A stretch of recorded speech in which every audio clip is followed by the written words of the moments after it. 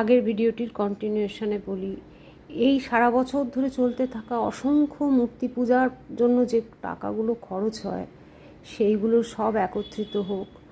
যারা যে সমস্ত আমাদের এই রাজ্যে যারা টাকা ফিরিয়ে দিয়েছেন, যে পূজা কমিটিগুলো, তাদের টাকা, সমস্ত বিশ্ববাসী যার যেরম সামর্থ্য, 1 টাকা 2 টাকা 5 টাকা 10 টাকা দিন, সরকার থেকে বেশ কিছু টাকা দিন, যাদের কাছে অফুরন্ত টাকা রয়েছে যেমন অভিনেতা, প্লেয়ার, তারা দিন, সব দিয়ে একটা বিরাট ফান্ড তৈরি করা হোক।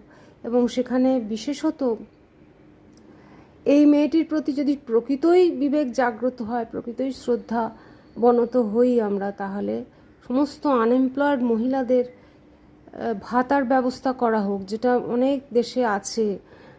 যারা সরকার চাকরি দিতে পারেনি ভাতা দেয়, আমাদের দেশে বলে লোন নিয়ে ব্যবসা করো।